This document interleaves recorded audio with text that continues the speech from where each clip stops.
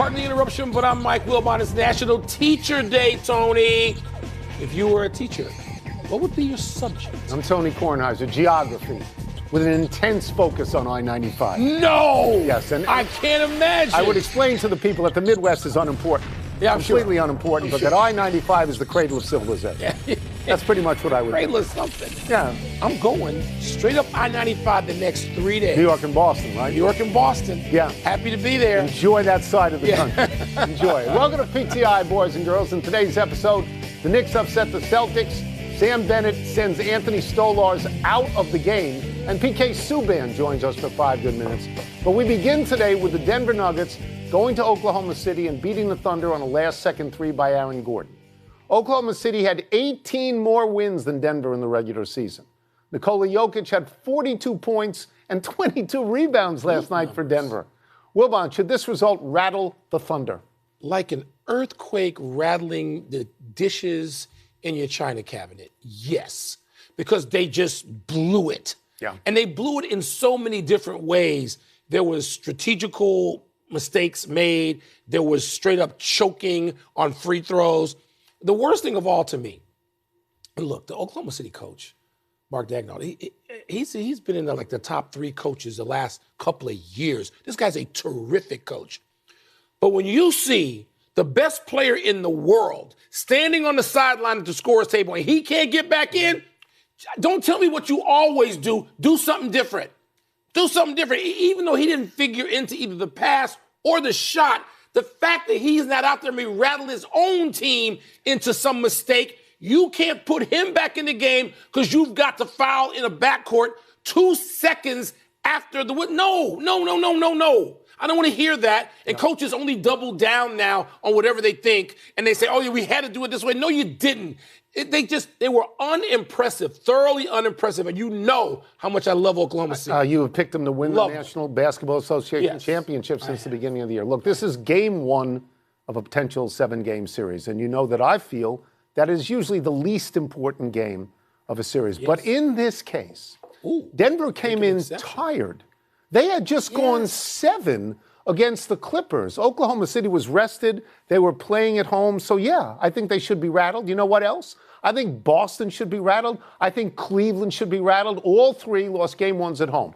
The most intriguing part of this series to me, as we discussed the other day, is Jokic. Yes. Jokic may be having real personal stake in this series. I know that you don't guard Gilgeous-Alexander, but you're out there when he's out there. It's sort of a matchup situation.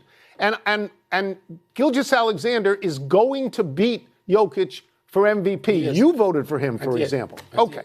So by the end of that game last night, I looked at this and I thought that Jokic, at the end, he pulls out and turns over his 2 hole cards, and they're both aces, right? Because the other guy has 33 points and 10 rebounds and 8 assists, and that's a lovely game. But it ain't 42 and 22, and it ain't 18 in the fourth quarter, and you didn't win. So if you voted today, would you change your vote? And I think that may be motivation. You know what, Tony? Also, how about the way he is engaging his teammates now during the timeouts? Yeah. Snatching the clipboard and really getting at it. Well, because they don't have the old coach. No, they don't. There's but everybody just seems to be a collaboration, doesn't there? Yes. Wow. The Nuggets beating the Thunder wasn't the only upset of the night. In the early game along I-95, people tell me, the Knickerbockers came from 20 down in the third, just as Tony was going night-night, to beat the Celtics in OT. The Celtics missed 45 of 63-point attempts. So, Tony, was this about what the Knicks did or what the Celtics failed to do? So, as you correctly predicted, I turned the game off. It's 20. You weren't the only one. No, millions of Americans turned the game off. It's over. Because it's 20 points in the third, and Boston is at home, and they've beaten the Knicks 4 out of 4 this year. So I assumed the game was over, and I wanted to get on and do something in my life that was more productive, and I may have made a mistake. In hindsight, I may have made a mistake. And I don't want to denigrate the Knicks on any level because they play hard and they come at you all the time. But the story of this game is not about the Knicks, it's about Boston. It's about what Boston couldn't do, and that is hit shots. 63s. Or go to count them, B. kids. 63s, and they made 15, so that's 25%. I got numbers here that are fascinating. 19 of the 20 shots they took in the third quarter were threes. That's insane. 34 of the 41 shots in the second half were threes, and they weren't making them. Their best two players, Jaylen Brown, Jason Tatum, were 5 out of 25 from three. Doesn't anyone on the bench, Mike, stand up and say, how about we go to the basket? How about we do something they did it different? in the post game, where Jaylen Brown talked very eloquently and practically about what we're saying. Is there a plan B? I saw the Houston Rockets lose a championship chance this way when they were like 1 for 30-something on threes, and they just kept taking them. What are you doing? And you would say later, what are you coach? doing? So, Where's the coach? Tony, the Celtics are defiant. They won a championship like this last year, even though it seemed unlikely. And they come back at you, and they'll say, here's what we're going to do. And we're going to do it no matter what. And they think they're better than the Knicks. And arrogance will get you in trouble. Well, then you lose that game. Yes. Now, they lost games last year doing this, but they did 16-3 in the playoffs. 16-3. Yeah, but so I'm not getting off the Celtics. It's a tougher road now. Well, thank you for mentioning the word road, because they're 33-8 on the road, so they can beat New York in New York. Can. But if you were saying to me that the key phrase is Plan B, absolutely, there was no Plan B. No, or if it was, nobody went to it. But I'm just looking at, you know, I told you at the beginning of the year, the two things I said, I'm still alive on both of them. Unlike like my bracket in the NCAAs, I'm terrible. I told you I think the league is too good for Boston to repeat. I know they want to do something that Larry Joe Bird. But you don't have them going out to the Knicks. And I'm sorry, you Kevin don't have them going out to the do. Knicks. No. Okay. But you got to go through a lot of stuff. And if you give away games and you have energy and people get sick, your boy, or you turn an ankle, you cannot afford to give away games, even one. Let's get out of the NBA and move to hockey in last night's Florida-Toronto game. Toronto won the game 5-4, but lost their starting goalie, Anthony Stolarz, in the second period after Sam Bennett elbowed Stolarz in the head. Stolarz began to vomit and was taken to a hospital. Bennett was not penalized in the game, and reports today say he will not face further discipline. Wilbon, what did you see?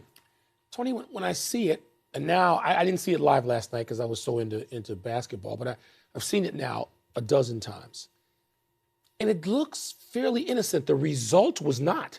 When a guy's vomiting, that sounds like all the classic concussion symptoms, does it not? But in live time, when you look at it, there's contact.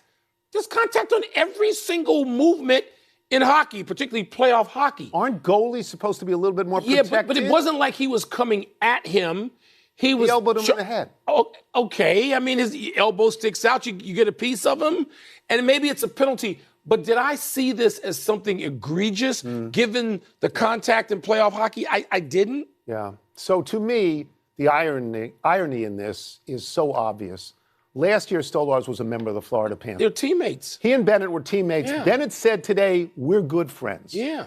And do you remember last year when Bennett punched Brad Marchand in the face? Yeah. And he couldn't play for 2 games. You know where he is now? He's in Florida with Sam Bennett, and they're probably really good friends.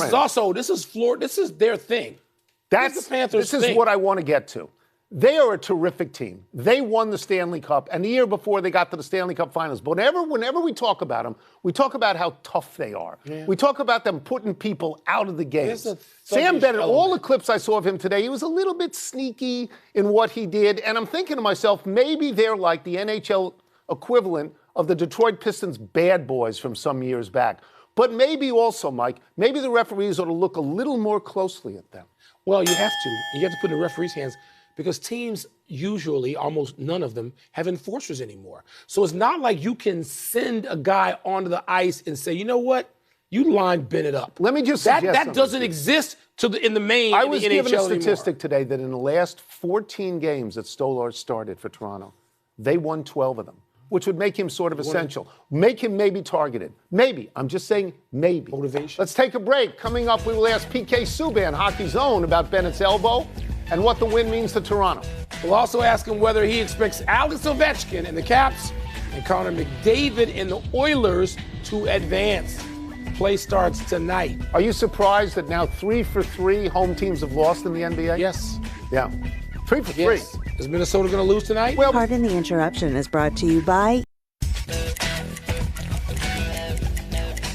Let's get back into the Stanley Cup playoffs with our great friend, ESPN hockey analyst PK Subban. PK, let's start with this. How did Sam Bennett's hit on Leafs goalie Anthony Stolarz sit with you? And why does Bennett get off the hook so frequently? Well, first of all, I thought it was just kind of an everyday hockey play. He's driving the net. He happens to catch a part of Anthony Stolarz.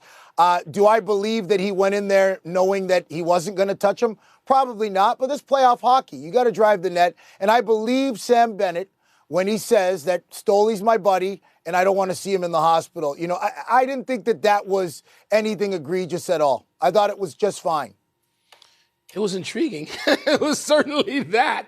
We're going to move to the Panthers, of course. Head coach Paul Maurice said that this Leafs team is more patient and more mature than past versions, which I'm sure people in Toronto would like to hear. Is that how you see it? I definitely feel that there's a different feeling around this team. And I think it starts with Craig Berube. I think they've taken on that identity of him. You know, Craig played with a lot of truculence and, you know, he answered the bell every time he was asked. So I wouldn't expect any of his players to step out on the ice and do anything differently. But I will say this, when I talk about patient, we'll go back to the first question you guys asked me about Anthony Stolarz. I saw something about him playing his 7th consecutive game, which was maybe the most he's played in his career. One thing to know about all 3 goaltenders for Toronto, they're all inexperienced. None of these guys have this huge body of work. Bobrovsky has been down this road before. He's been pulled in the playoffs. He's used to handling all this workload in this game. So that's something to pay attention to. And I want to see if the Leafs are still patient now that Joseph Woll's in there and Stolarz, their number 1 goalie, is not. You know, we'll see how they respond to that. PK, 2 series start tonight. Canes take on the Capitals. Tony's in a frenzy already. And the Oilers face the Golden Knights. Do you like these matchups for the Caps and the Oilers? For the Oilers, I think it's a challenge. You know, Connor McDavid is used to playing in the West and seeing the Vegas Golden Knights, but I don't think there's a team in this Stanley Cup playoffs that's built better than the Vegas Golden Knights are for playoff hockey. They got those trees back there, and I'm telling you guys, they're like the oak trees that you see when you go across the border to Canada. You know those big maple trees that you get that got the big maple syrup? That's what their D are like. They're huge back there. They eat up so much time and space. And Connor McDavid's going to have to fight for that real estate. He's going to have to fight for time and space through the neutral zone. You know he wants to play with the puck, but Jack Eichel, he's going to see a lot of Jack Eichel's line and Barbashev the whole playoff. So he's got his work cut out for him. But you guys know, this guy's box office, he elevates his game. He's going to have to elevate it in a big way. You know, they don't have LA that's an inexperienced team. Vegas is an experienced team that's won before, that knows that they got to attend to defense first against Edmonton. So that's what he's up against. As far as the other series go, I got Washington winning that series for this and for this only. Number 1, Vegas picked the Hurricanes. I can't believe it. I don't understand what's going on at ESPN Bet with the things I would not have done. I would not do that because I think the Washington Capitals are better in net. I think that maybe a lot of that stuff is happening because of Washington's defense. They're missing Ferravara, which is a big piece. But it's been how they play as a 5-man unit is why they've been great so defensively and why Alex Ovechkin doesn't look out of place there. You know, with the game being at its fastest that it's ever been, Alex Ovechkin still looks like Father Time hasn't touched him. There's a reason for that. That's coaching. So for me, I'm relying on the coaching of Spencer Carberry for the Washington Capitals to get that done and their goaltending. We know they can score goals. We know they got skill. But for that reason alone, I went with Washington. We will get you out of here on this, and it's something that has really resonated on this show, even though it happened a couple of days ago. The St. Louis-Winnipeg ending. The Blues would have been in this round if they hadn't given up 2 goals to the Jets in the last 2 minutes of regulation, Game 7. Then they lost in double overtime. If you were on the St. Louis Blues, if you were an active player there, how would you deal with this collapse? It's got to be devastating for them. And, you know, when I look at the St. Louis Blues and what they did to their defense, right? They bring in Ryan Suter, who's at the end of his career, who's a journeyman, a veteran player, who literally has been a shutdown defenseman, one of the best of our time in my generation. Cam Fowler, who's a veteran defenseman. They got Justin Falk back there. So it's not like their D, they don't have any veterans back there. They pick up Broberg, who any team would have in their top 4. So their defense looked great. I don't know what happened. They went up 2-0, and this team has played every minute of that series like it was their last. But something happened in Game 7. As that series went on, the Winnipeg Jets and Scott Arniel, you got to give him credit. How he coached that team to be composed, missing Mark Scheifele for those last 2 games, for them to be that composed after their number 1 goaltender, MVP candidate, Vezina Trophy nominee gets pulled 3 times in this series, for them to have that composure and see Perfetti step up. This is a young player. This is a guy with not a whole lot of Stanley Cup experience or playoff experience.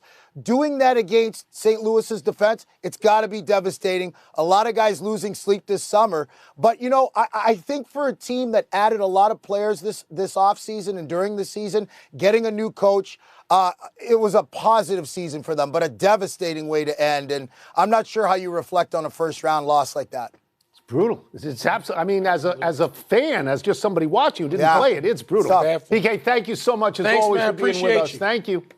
Thank you. All right, Tony. I might see you on that podcast tomorrow. All right. Fantastic. I'm coming on. I think I'm going to come on. Fantastic. Tonight's playoff doubleheader is on ESPN starting at 7 p.m. Eastern. Let's take one last break. Still to come, Pirates center fielder O'Neal Cruz does something he has never done before. And the Warriors and Wolves start their series tonight. The best series, even though Tony doesn't know it. Which team has the edge? It's great when we have PK. Pardon the Interruption is brought to you by Popeyes. Love that chicken from Popeyes. Happy time, people. Happy 36th birthday, Cameron Hayward. The Steelers' defensive tackle is the son of Craig Ironhead Hayward. Drafted near the end of the first round in 2011 out of Ohio State, Hayward has been with the Steelers his entire career. He has made the Pro Bowl 7 times. Wow. He has 88.5 career sacks, which is second all-time among Steelers to T.J. Watt, who has 108.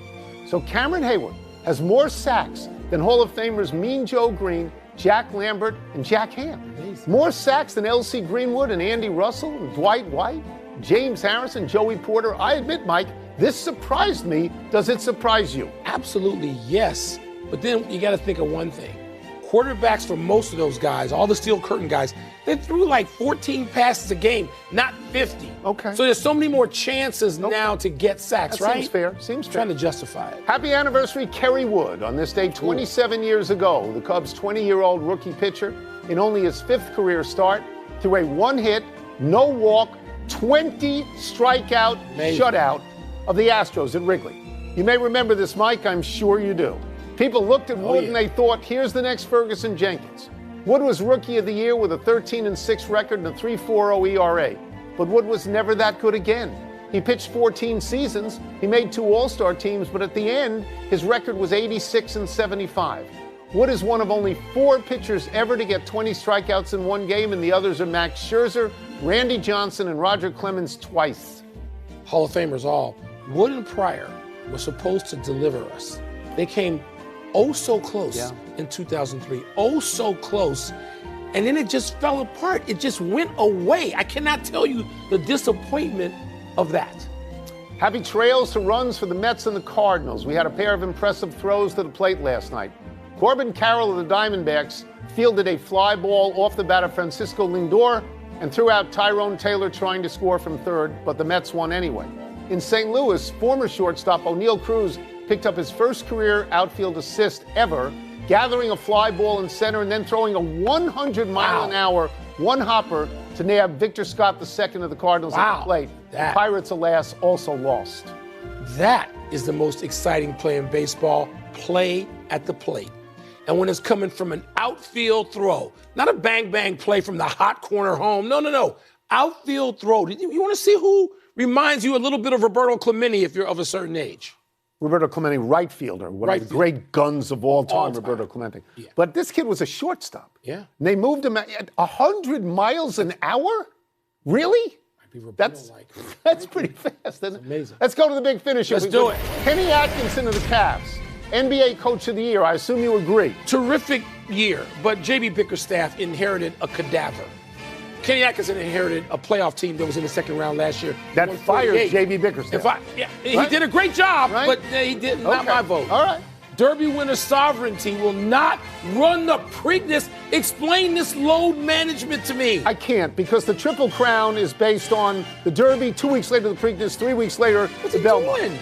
How can you not want to run the Triple Crown? You're the only horse that can win it. Yes. How can you not want to go for that? I'm very It's a downer. Now I'm not disappointed. watching the Preakness. The Islanders won the NHL draft lottery despite odds of just 3.5%. Your reaction? It's fine. But the Sharks, deserve, and the Blackhawks deserve. They were worse. They deserve to. You know what I'm saying? Just saying. I got a bias. The A's are just one game back of the Mariners in the AL West. You got to be surprised by that. I am surprised. They are playing in a minor league stadium, and I assume that they were a minor league team, as they have been. And they're not. They are much better than they've been. Better in Much Sacktown, better. baby. Last one, Warriors-Wolves, game 1, Pacers-Cavs, game 2 tonight. Who you got? The Cavaliers flat out have to win this game. They do. They're at home. They lost game 1. The T-Wolves have been rested and waiting on this, and Ant-Man's waiting on the Warriors. I'm going to give them game 1. I'm not talking about the series, just game 1. We're out of time. We will try to do better the next time. I'm Tony Kornheiser in studio. And I'm Mike Wilbon. Same time tomorrow, Knuckleheads. You can get the PTI podcast on the ESPN app or Apple. Bonus segment. All right, Wilbon. The Cavs, the Thunder, and the Celtics are all down 1-0. Which team are you most concerned about?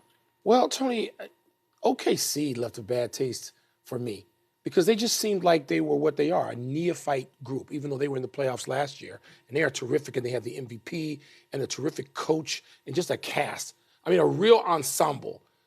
They didn't know what they were doing last night. And that's not to be unexpected, because that's what we talk about all the time. The veteran teams go in, they take advantage of a team like the Warriors did Houston in Game 7 in Houston.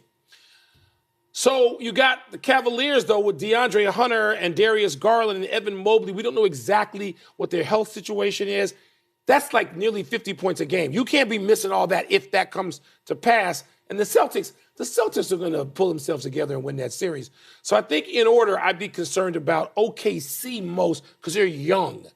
And then the Cavs, because I don't know if they're whole. Right. But I'm worried about this. So we are going to agree, maybe even down the line. I'm not worried about Boston. Boston had games like this last year where they missed 1,000 threes. They lost those games, then they came back and won. Yeah. They went through the playoffs 16-3 last year. They're the best road team in the league. They're 33-8 on the road. So I don't have any fears that they can't beat New York in Madison Square Garden. Okay. I mean, I think they can. Cleveland, the injury thing is a factor. There's no question about that. But I don't look at Indiana in the way that I look at Denver. Because Indiana is not an NBA champion in recent years. No. And Denver is. Yep. And Denver has Nikola Jokic, who has an opportunity, and there's no personal animus between the people in Cleveland and Indiana. But it is possible that Jokic looks at this as an opportunity to show people like you, MVP voters, with the other guy right across the court, Shai Gilgeous-Alexander, that you guys made the wrong vote, that I can win this thing for my team. And again, they are recent champions. So, yes, I agree with you that the team that may have the most concerns is Oklahoma City. You're playing a champ. You don't give away a game to a champ. Yeah. Give away a home game to look. Shai Gilgeous-Alexander, to me, is the MVP. They finished too far ahead of everybody else, including Joker. Yeah. But the best player in the world is wearing a Denver uniform. I don't think there's much doubt about that. That's it. We're done. Back to you.